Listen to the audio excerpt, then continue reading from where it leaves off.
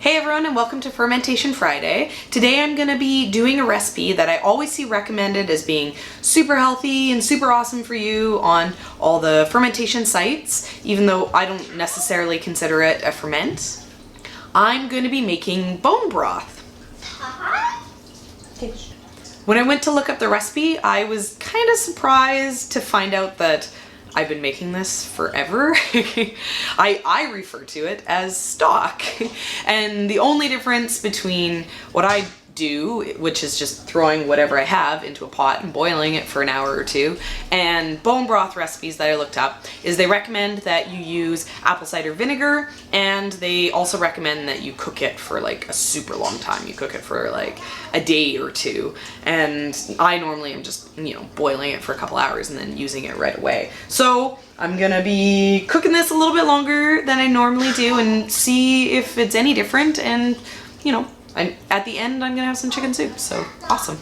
We're super lazy at the grocery store, so we got one of these bachelor chickens, like pre-roasted chickens, and we've eaten it all up, and I save all the bones and everything and the carcass so that I can make stock with it always. And so I got it in the container and I filled my pot up with water, and I'm just gonna throw it in.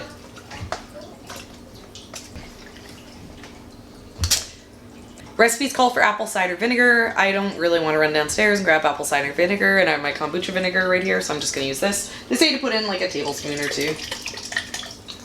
So, whatever. Recipes that I read said that you should let it just rest in like the vinegar water for about a half an hour before you get it going, but I know that if I do that, I'm going to forget about it, so I'm just going to put it all together and get it simmering and, get it started. When I do stock, I always like to put in some onions. I cut them in half. I don't really bother cleaning anything up. I like onions, so I'm going to put 2 in. I'm going to put some garlic in. You basically just use scraps for stock. Throw some carrots in. I really like using celery greens, so I usually just take out whatever has the leaves in it and I throw that in. I like celery. Add a second stock. That's it. You can add some dried herbs too. I'm gonna put a little bit of oregano into this. I'm gonna turn the temperature on to medium to get this started going, and then once it gets boiling, I'm going to drop the temperature just to low and just let it simmer, and then I just leave it. Okay, so chickened out. I am not going to leave this for the whole 24 hours that you're supposed to do it.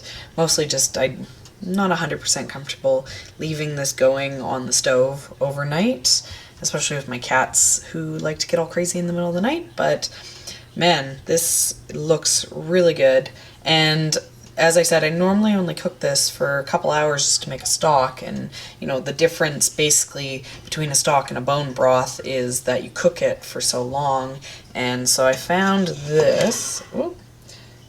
This is the leg, and normally on the bones, like there's gonna be a joint right in here, and the joint has been completely dissolved out of the bone itself and has kind of just melted into gelatin in the actual stock, and these bones are like super soft. Like I could probably break this in my fingers, and I know people say basically by the time you're done doing a bone broth, when you really do let it go that longer than a day type time, the bones are just soft and brittle, and you can throw them in your compost, and animals don't even really go after them because there's nothing to them anymore.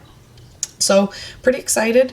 I was excited too because normally I do my stock with the lid off, and this stock had the lid on because it was going for so long, and I pulled, like, here's the line. This is where I had it filled to originally, and I took some out to make some soup, and then it only really boiled down like, another ½ inch there. So, in the course of boiling this for a good kind of 18 hours, it probably lost an inch at most. So, looking pretty nice, looking pretty good. Definitely going to be cooking my stock for longer and embracing the bone broth life, even though we don't necessarily get bones very often. But yeah, definitely worth doing this when you get them. So there's the leftovers. And here is the stock. I didn't salt this because I wasn't sure just how much would kind of boil off, so I didn't want to salt it and then once it cooked down have it be over salty. So before I put this into storage in the fridge and the freezer, I'm gonna just salt it just so it's easy and ready to use.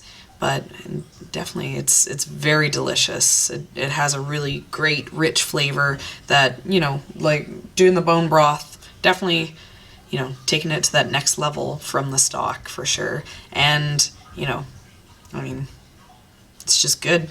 Everyone should do this. I agree with what everyone else on the internet was saying. Highly recommended by me as well.